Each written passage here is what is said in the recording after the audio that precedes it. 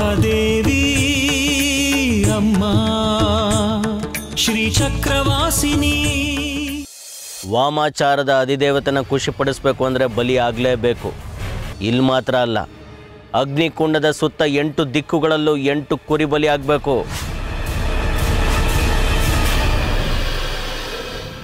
ನಾನು ನಿಮ್ಮನ್ನು ಹೋಗೋಕೆ ಬಿಡಲ್ಲ. ಅದೇನು ಅಂತ ನೀವು ನಂಗೆ ಹೇಳಲೇಬೇಕು.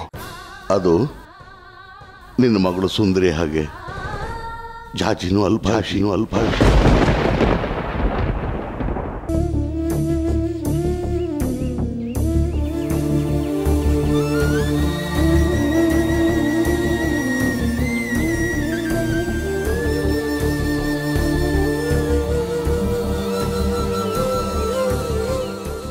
ಭಾವ ತಗೊಳ್ಳಿ. ಬೇಡ. ಯಾಕೆ ಭಾವ? ಊಟನೂ ಮಾಡಿಲ್ಲ, ತಗೊಳ್ಳಿ ಹಾಲು ಕುಡೀರಿ. ನಂಗೆ ಹಸಿವಿಲ್ಲ ಅಂತ ಹೇಳಿದ್ನಲ್ಲ, ಬೇಡ. ಏನಾಯ್ತು ಭಾವ? ಯಾಕೊಂಥರ ಇದ್ದೀರಾ? ಏನಿಲ್ಲ. ಇಲ್ಲ, ನಿಮ್ಮ ಮನಸ್ಸಲ್ಲಿ ಏನೋ ಇದೆ.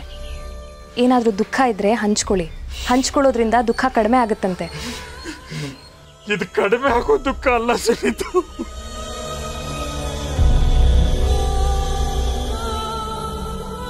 ಯಾಕೆ ಭಾವ? ನಾವೆಲ್ಲ ಚೆನ್ನಾಗೇ ಇದ್ದೀವಲ್ಲ. ಜಾಜಿ ಬಂದ್ಲಾ? ಮತ್ತೆ ಅದೇ ಪ್ರಶ್ನೆ ಕೇಳ್ತಾ ಇದ್ದೀರಾ. ಅವಳು ಇಲ್ಲಿಗೆ ಬರ್ದೆ ಎಲ್ಲಿ ಹೋಗ್ತಾಳೆ? ಯಾಕೋ ಜಾಜಿ ನೋಡ್ಬೇಕು ಅನ್ಸ್ಬಿಟ್ಟಿದೆ. ಬರ್ತಾಳೆ. ಅವಳು ಇಲ್ಲಿಗೆ ಬರ್ದೆ ಎಲ್ಲಿ ಹೋಗ್ತಾಳೆ? ಅವಳ ವಿಷಯ ಬಿಡಿ. ನೀವು ಯಾಕೆ ಹೀಗಿದ್ದೀರಾ? ನಿಮ್ಮನ್ನು ಹೀಗೆ ನೋಡೋಕೆ ತುಂಬ ಕಷ್ಟ ಆಗುತ್ತೆ ಭಾವ. ಏನಾಯ್ತು ಹೇಳಿ. ಏನು ಅಂತ ಹೇಳೋದು? ಹೇಳಕ್ಕೂ ಆಗದೆ, ಕೊರಗಕ್ಕೂ ಆಗದೆ. ಅಂದ್ರೆ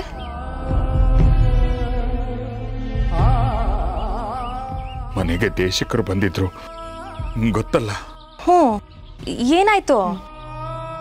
ಅವ್ರು ಹೇಳಿದ್ದನ್ನು ಕೇಳಿ ನನ್ನ ಜೀವ ಬಾಯಿಗೆ ಬಂದ್ಬಿಟ್ಟಿದೆ. ಹಿಂಗ ಒದ್ದಾಡೋದಕ್ಕಿಂತ ಸಾಯೋದೇ ವಾಸಿ. ಬಿಡ್ತು ಅನ್ನಿ ಬಾವ, ಏನೇನೋ ಮಾತಾಡ್ಬೇಡಿ. ದೇಶಿಕ್ರು ಏನು ಹೇಳಿದ್ರು? ನಮ್ ಸುಂದರಿ ಹಾಗೆ ನಮ್ ಜಾಜಿಗೂ ಅಲ್ಪಾಯುಷ್ಯ ಅಂತೆ.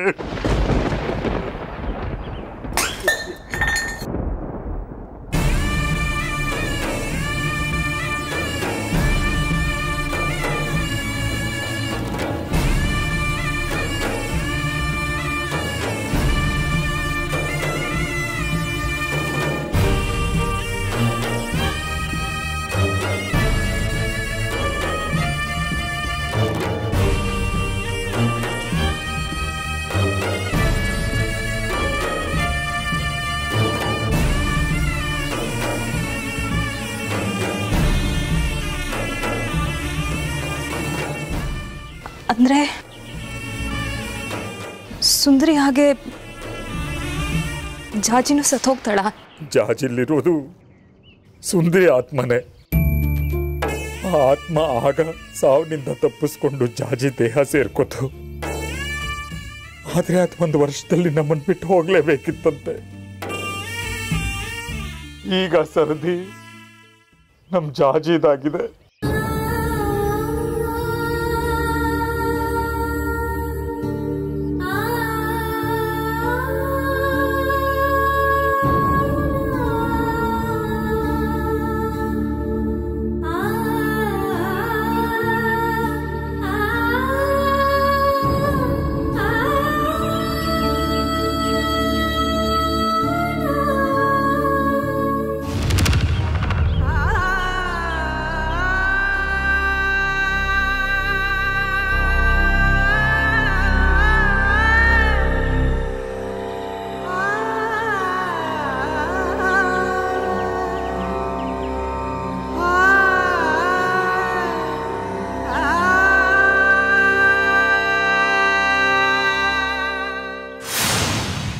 ಸೂರ್ಯಾಂಶು, ಬೆಳಗಿಂದ ಎಲ್ಲಿ ಹೋಗಿದ್ದೆ?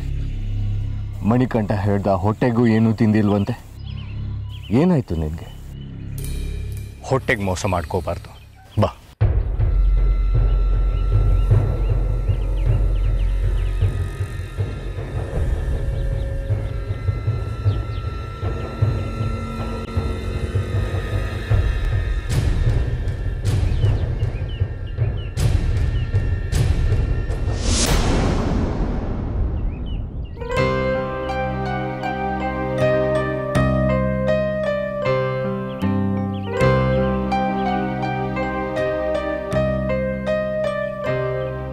ನಿನಗೆ ಹೇಳ್ತಾ ಇರೋದು ಸೂರ್ಯಾಂಶು. ಬಾ.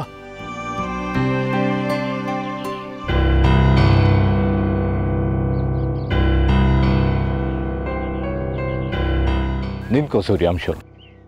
ನಾನು ಹೇಳ್ತಾನೆ ಇದ್ದೀನಿ, ನೀನು ಹೋಗ್ತಾನೆ ಇದೆಯಾ? ನಿಂತ್ಕೋ ಸೂರ್ಯಾಂಶು.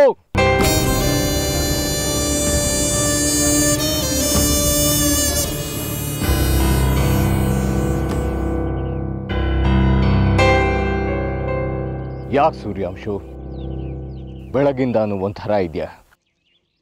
ನಿನ್ನೆ ರಾತ್ರಿ ಮಣಿಕಂಠನ್ ಜೊತೆ ಜಗಳ ಆಡಿದ್ಯಂತೆ. ಯಾಕೆ? ಏನಾಯ್ತು?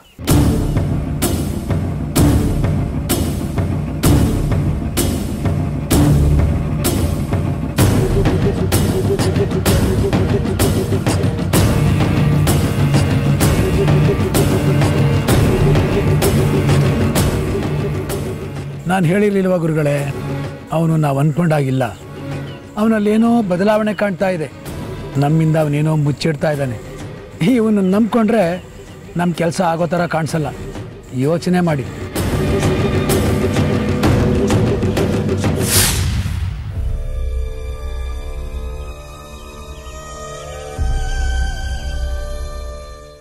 ಈ ಜಾಜಿ ಬಂಗಾರಿ ಯಾಕೆ ಇಷ್ಟೊತ್ತಾದ್ರೂ ಬಂದಿಲ್ಲ?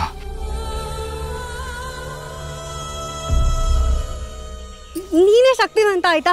ಇಳಿಸೋ ಮೊದಲು. ನಾನು ಇಳಿಸಲ್ಲ. ಯಾರಾದ್ರೂ ನೋಡ್ತಾರೆ? ಇಳಿಸೋ ಬಂಗಾರಿ. ಯಾರು ಬೇಕಿದ್ರು ನೋಡ್ಲಿ, ನಾನು ಇಳಿಸಲ್ಲ. ನಂಗೊಂಥರ ಆಗತ್ತೆ ಕಣೋ, ಇಳಿಸೋ. ಒಂಥರ ಅಂದ್ರೆ ಯಾವ ಥರ? ಅದೆಲ್ಲ ಹೇಳಕ್ಕಾಗಲ್ಲ. ಇಳಿಸೋ ಮೊದಲು. ನೀನು ಹೇಳು, ನಾನು ಇಳಿಸ್ತೀನಿ. ಅದೆಲ್ಲ ಹೇಳೋದಕ್ಕೆ ನನಗೆ ಬರೋದಿಲ್ಲ. ಇಳಿಸೋ. ಯಾರಾದ್ರೂ ನೋಡಿದ್ರೆ ಇವನ್ಗೇನು ದಾಡಿ ಬಂದಿದೆ ಅನ್ಕೋತಾರೆ. ಯಾರು ಬೇಕಾದ್ರೂ ನೋಡ್ಲಿ, ನಾನು ಎತ್ಕೊಂಡಿರೋ ನನ್ನ ಹೆಣ್ತಿನ, ಬೇರೆಯವ್ರ ಹೆಣ್ತಿನಲ್ವಲ್ಲ. ಇತ್ತೀಚೆಗೆ ತುಂಬಾ ಹೆಚ್ಕೊಂಡ್ಬಿಟ್ಟಿದ್ಯಾ ಕಣೋ ನೀನು. ಮತ್ತೆ ನೀನೇ ಹೇಳ್ತಿದ್ದೆ ನಂಗೆ ಶಕ್ತಿ ಇಲ್ಲ, ಎತ್ಕೊಳಕ್ಕಾಗಲ್ಲ ಅಂತ. ನೋಡು, ಈಗ ಅಲ್ಲಿಂದ ಇಲ್ಲಿವರೆಗೆ ಎತ್ಕೊ ಬಂದಿದ್ದೀನಿ. ಆಯ್ತಪ್ಪ ತಂದೆ, ನೀನೇ ಶಕ್ತಿವಂತ. ಇಳಿಸೋ ಬಂಗಾರಿ.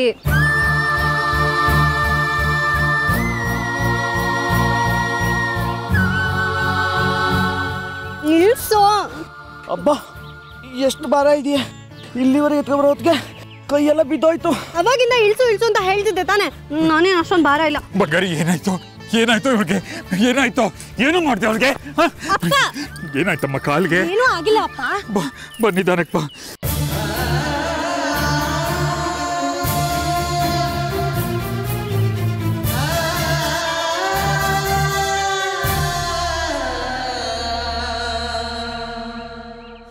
ತಾಯಿ, ಜಾಜಿ ವಿಷಯನೆಲ್ಲ ಶೇಖರಿಗೆ ಹೇಳಿದೆ. ಅವನ ವಿಷಯ ತಿಳಿತಿದ್ದಾಗೇನೆ ದುಃಖದಿಂದ ಕುಸ್ತು ಬಿದ್ದುಬಿಟ್ಟ. ನಾನು ಯಾಕಾದರೂ ಅವನಿಗೆ ಈ ವಿಷಯ ಹೇಳಿದ್ನೋ, ತಪ್ಪು ಮಾಡಿಬಿಟ್ನಲ್ಲ ಅಂತ ಅನ್ನಿಸ್ತಾ ಇದೆ ನನಗೆ. ಪರವಾಗಿಲ್ಲ ದೇಶಕ್ರೆ, ಹೇಳಿದ್ದು ಒಳ್ಳೆಯದೇ ಆಯಿತು. ಮುಂದೆ ದುಃಖ ಇದೆ ಅಂದಾಗ ಮನುಷ್ಯ ಮುಂಚೆನೇ ಎಚ್ಚೆತ್ಕೋತಾನೆ. ಮುಂದೆ ಬರೋ ಕಷ್ಟನ ಎದುರಿಸೋದಕ್ಕೆ ಗಟ್ಟಿಯಾಗ್ತಾನೆ. ಶೇಖ್ರಿ ಮಗಳನ್ನ ತುಂಬ ಪ್ರೀತಿಸ್ತಾನೆ. ಅವನಿಗೆ ದುಃಖ ಭರಿಸುವ ಶಕ್ತಿ ಈಗಿಂದಾನೇ ಸಿಗ್ಲಿ. ಅಂದರೆ ಅಲ್ಲಿಗೆ ಜಾಜಿ ಸಾವು ಖಚಿತ ಅಂತ ಆಯ್ತು ಅಲ್ವಾ? ಕಾಲವನ್ನ ಬಲ್ಲವರು ಯಾರು? ಇದಕ್ಕೆ ಉತ್ತರ ಹೇಳಬಹುದಾದವಳು ಆ ಜಗನ್ಮಾತೆ ಒಬ್ಳೆ. ಅಮ್ಮ, ನಿಮ್ಮ ಈ ಮಾರ್ಮಿಕ ಉತ್ತರದ ಮರ್ಮ ಅಂತೂ ನನಗೆ ಗೊತ್ತಿಲ್ಲ. ಜಾಜಿಗೆ ಯಾವುದೇ ಅಪಾಯ ಆಗಬಾರ್ದು. ನಾವೇನಾದರೂ ಮಾಡಿ ಅವಳನ್ನು ಉಳಿಸ್ಕೊಳ್ಳೇಬೇಕು. ನಾವು ಅವಳನ್ನು ಉಳಿಸ್ಕೊಳ್ಳೋಕ್ಕೆ ಏನಾದರೂ ಒಂದು ಪರಿಹಾರ ಹೇಳಿ ತಾಯಿ. ಇದು ಪ್ರಕೃತಿಯ ನಿಯಮ. ನಾನೇನ್ ಮಾಡಕ್ಕಾಗತ್ತೆ ದೇಶಿಕರೇ? ಪ್ರಕೃತಿಯ ವಿರುದ್ಧ ಹೋಗಕ್ಕಾಗಲ್ಲ. ಪ್ರವಾಹದ ವಿರುದ್ಧ ಈಜಿ ಗೆಲ್ಲೋಕ್ಕಾಗತ್ತಾ? ನೀವು ಮನಸ್ಸು ಮಾಡಿದ್ರೆ ಪ್ರವಾಹ ಏನ್ ತಾಯಿ? ಚಂಡಮಾರುತ ಬೇಕಾದರೆ ಎದುರಿಸಿ ನಿಲ್ಲಬಹುದು. ಆದರೆ ನೀವು ಮನಸ್ಸು ಮಾಡಬೇಕು ಅಷ್ಟೇ. ಕೃಪೆ ಮಾಡಬೇಕಾದವಳು ಆ ತ್ರಿಪುರ ಸುಂದರಿ. ಅವಳು ಮನಸ್ಸು ಮಾಡಿದ್ರೆ ಅಸಾಧ್ಯಗಳನ್ನು ಸಾಧ್ಯ ಮಾಡಬಹುದು. ಅದೇಮ್ಮ, ಆ ಸಾಧ್ಯತೆಯ ದಾರಿಯನ್ನು ತೋರಿಸಿ. ನನ್ನಿಂದ ಆಗೋದೇ ಆಗಿದ್ರೆ ನಾನು ಏನಾದರೂ ಹೇಳ್ಬೋದಿತ್ತು ದೇಶಕ್ರೆ. ಆದರೆ ಇದು ನನ್ನ ಕೈ ಮೀರಿದ ಕೆಲಸ. ನಿಮ್ಮ ಕೈ ಮೀರಿದ ಶಕ್ತಿ ಯಾವುದೂ ಇಲ್ಲ. ನೀವು ಸಾಮಾನ್ಯ ದೀಪ ಮಾರುವ ಹೆಂಗಸಲ್ಲ ಅಂತ ನನಗೆ ಚೆನ್ನಾಗಿ ಗೊತ್ತು ತಾಯಿ. ತಪಿತ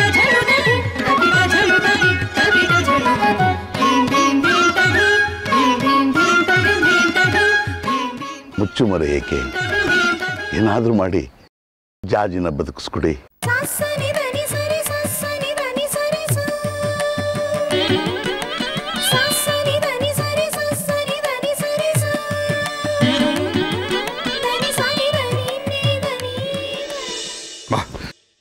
ಏನಾಯ್ತು ನಿಂಗೆ?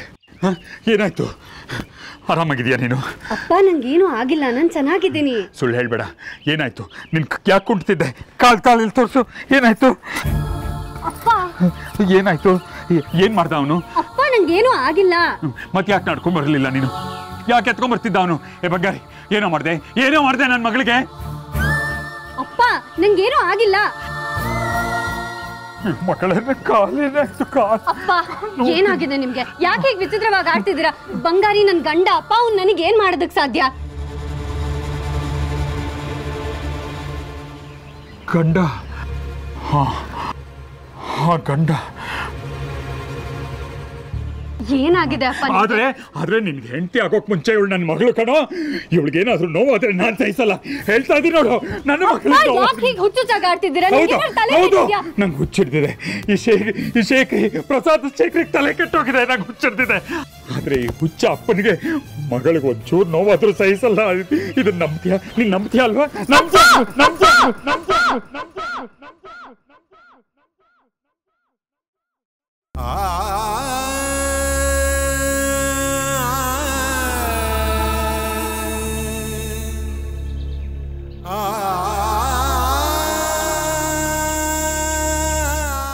ಏನಾಗಿದೆ ಅಪ್ಪ ನಿಮ್ಗೆ? ಯಾಕೆ ಹೀಗೆ ಆಡ್ತಿದ್ದೀರಾ? ನಂಗೇನಾಗಿಲ್ಲ, ನಾನು ಆರಾಮಾಗೇ ಇದ್ದೀನಿ. ಯಾಕಪ್ಪ ಇಷ್ಟೊಂದು ಬೇಜಾರಲ್ಲಿದ್ದೀರಾ? ಏನಾಯ್ತು ಹೇಳಪ್ಪ.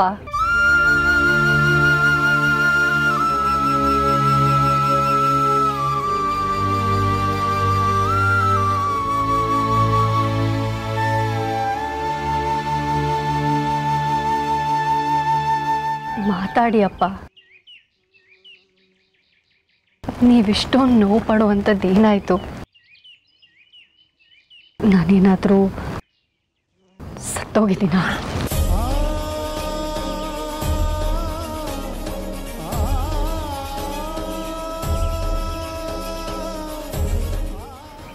ತಪ್ಪಿಯೋ ಈ ಮಾತಾಡಬೇಡ ಮಗಳೇ.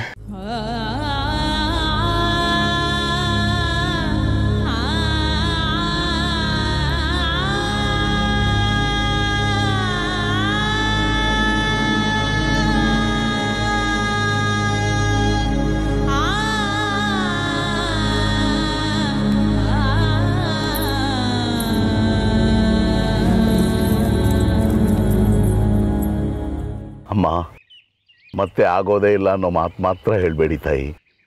ಅದನ್ನು ಅರಗಿಸ್ಕೊಳ್ಳೋ ಶಕ್ತಿ ನನಗಿಲ್ಲ. ಹಾಗಂತ ಸತ್ಯವನ್ನ ದೂರ ಮಾಡೋಕ್ಕಾಗತ್ತಾ ದೇಶಿಕ್ರೆ? ಒಪ್ಕೊಳ್ಳೇಬೇಕಲ್ವಾ?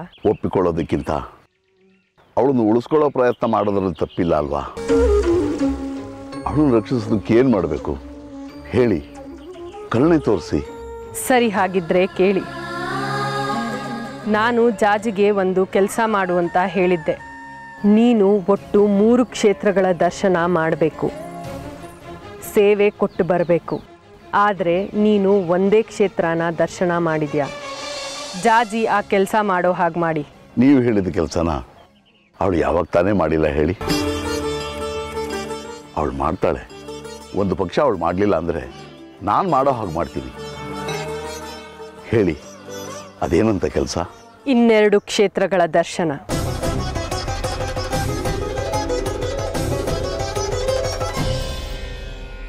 ಇನ್ನೆರಡು ಕ್ಷೇತ್ರಗಳ ದರ್ಶನನ ಹಾಗೆ ಮಾಡೋದ್ರಿಂದ ಅವಳನ್ನು ಉಳಿಸ್ಕೋಬೋದಾ? ಅವಳು ಕ್ಷೇತ್ರ ದರ್ಶನ ಮಾಡಿ ಸೇವೆ ಮಾಡಿದ್ಲು ಅಂದರೆ ಆ ತಾಯಿ ಅವಳ ಆಯಸ್ಸನ್ನು ವೃದ್ಧಿಸಲೂಬಹುದು. ಆ ಅವಕಾಶ ಇದೆ, ಪ್ರಯತ್ನ ಪಡಿ.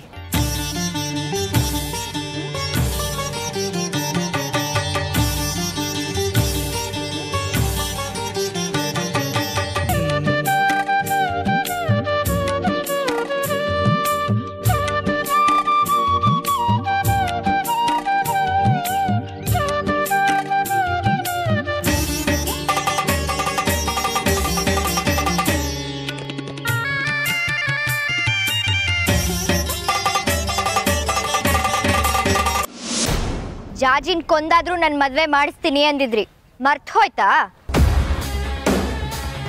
ದೇವಿಕಾ, ನೀ ನನ್ನ ಮಾತು ಕೇಳೋದಾದರೆ ಜಾಜಿನ ಕೊಂದಾದರೂ ನಿನ್ನ ಮದುವೆ ಬಂಗಾರಿ ಜೊತೆ ಮಾಡಿಸ್ತೀನಿ. ಮರ್ತಿಲ್ಲ ದೇವಿಕಾ, ನಿನ್ನ ಬಂಗಾರಿ ಮದುವೆ ಆಗತ್ತೆ. ಜಾಜಿ ಸಾಯ್ತಾಳೆ. ಹಾಗಿದ್ರೆ ನಮ್ಮ ಮದುವೆ ಯಾವಾಗ ಮಾಡಿಸ್ತೀರಾ? ಬಂಗಾರಿ ಯಾವಾಗ ನನ್ನೋನಾಗ್ತಾನೆ? ಜಾಜಿ ಸತ್ ಮೇಲೆ ಬಂಗಾರಿ ನಿನ್ನೋನೇ ದೇವಿಕಾ. ಅವಳನ್ನ ಯಾವಾಗ ಸಾಯಿಸ್ತೀರಾ? ಅವಳನ್ನ ಸಾಯಿಸೋ ತಾಕತ್ ನಿಮಗಿದ್ಯಾ?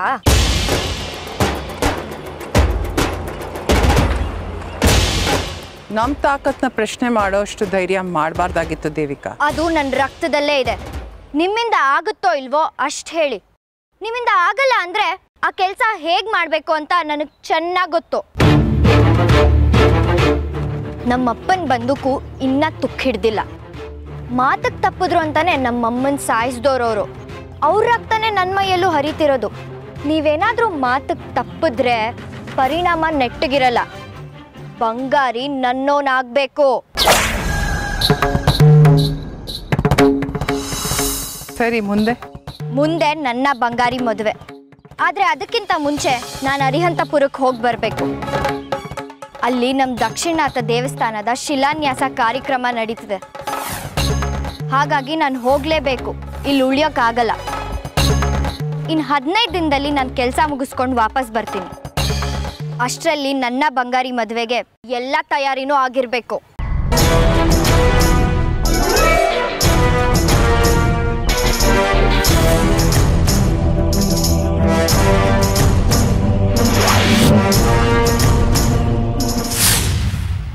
ಎಷ್ಟು ಹೊತ್ತು ಅಂತ ಹೀಗೆ ಧೃತಿಗೆಟ್ಟು ನಿಂತಿರ್ತೀಯ ಶೇಖರಿ? ಬೇರೆ ಯಾವ ದಾರಿ ಇದೆ ದೇಶಿಕ್ರೆ? ನೀವು ಹೇಳಿದ ಸುದ್ದಿ ಕೇಳಿದಾಗಿಂದ ಆಕಾಶ ತಲೆ ಮೇಲೆ ಬಿದ್ದ ಹಾಗಾಗಿದೆ. ಸಾವು ಅನ್ನೋದು ಎಂಥವ್ರನ್ನು ಕಂಗೆಡಿಸುತ್ತೆ ನಿಜ. ನಿನ್ನ ಮನಸ್ಸಿನ ನೋವು ಏನು ಅಂತ ನಂಗೆ ಅರ್ಥ ಆಗುತ್ತೆ ಶೇಖರಿ. ಆದರೆ ನೋವು ಪಟ್ಕೊಂಡು ಅಳ್ತಾ ಕೂರಕ್ಕಾಗಲ್ವಲ್ಲ. ಮುಂದಿನ ದಾರಿ ನೀವು ನೋಡ್ಬೇಕಲ್ಲ. ಯಾವ ದಾರಿ ಉಳಿದಿದೆ? ಎಲ್ಲ ಮುಗಿದು ಹೋಯ್ತು. ಇಷ್ಟು ನಿರಾಸೆ ಒಳ್ಳೇದಲ್ಲ ಶೇಖರಿ.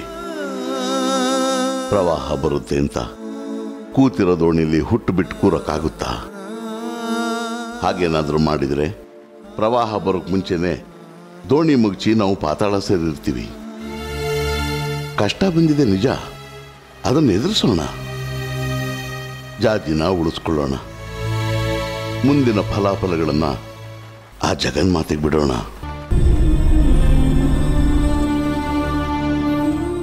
ಅಂದ್ರೆ ಈಗೇನ್ ಮಾಡೋಣ ಅಂತೀರಾ ದೇಶಿಕರೇ? ಅದನ್ನು ಹೇಳೋಕೆ ಅಂತ ನಾ ಇಲ್ಲಿಗೆ ಬಂದೆ ಶೇಖರಿ. ಇವತ್ತೇನಾಯ್ತು ಗೊತ್ತಾ? ನಾನು ಶ್ರೀಮತಿಯವರ ಹತ್ರ ಹೋಗಿದ್ದೆ. ಇವತ್ತೇನೇನಾಗಿದೆ ಅದೆಲ್ಲವನ್ನೂ ಅವ್ರಿಗೆ ಹೇಳಿದೆ. ತಾಯಿ, ಜಾಜಿ ವಿಷಯನೆಲ್ಲ ಶೇಖರಿಗೆ ಹೇಳಿದೆ. ಅವನ ವಿಷಯ ತಿಳಿತಿದ್ದಾಗೇನೆ ದುಃಖದಿಂದ ಕುಸ್ತು ಬಿದ್ದುಬಿಟ್ಟ. ಜಾಜಿಗೆ ಯಾವುದೇ ಅಪಾಯ ಆಗಬಾರ್ದು. ನಾವೇನಾದರೂ ಮಾಡಿ ಅವಳನ್ನು ಉಳಿಸ್ಕೊಳ್ಳೇಬೇಕು. ಜಾಜಿನೇನಾದರೂ ಮಾಡಿ ಉಳಿಸ್ಕೊಳ್ಳೇಬೇಕು. ಇದಕ್ಕೇನಾದರೂ ಒಂದು ಪರಿಹಾರ ಹೇಳಿ ಅಂತ ಹೇಳಿದೆ. ಅದಕ್ಕೆ ಅವ್ರೇನು ಹೇಳಿದ್ರು ಗೊತ್ತಾ? ಏನಂದ್ರು? ಸರಿ, ಹಾಗಿದ್ರೆ ಕೇಳಿ. ನಾನು ಜಾಜಿಗೆ ಒಂದು ಕೆಲಸ ಮಾಡುವಂತ ಹೇಳಿದ್ದೆ. ನೀವು ಮೊದಲು ಅವಳ ಕೈಲಿ ಆ ಕೆಲಸ ಮಾಡಿಸಿ, ಆಗ ಅವಳ ಆಯಸ್ಸು ವೃದ್ಧಿಸ್ಬೋದು ಅಂತ ಹೇಳಿದರು. ಏನ್ ಕೆಲಸ? ಕ್ಷೇತ್ರ ದರ್ಶನ, ಕ್ಷೇತ್ರ ದರ್ಶನ, ಕ್ಷೇತ್ರ ದರ್ಶನ.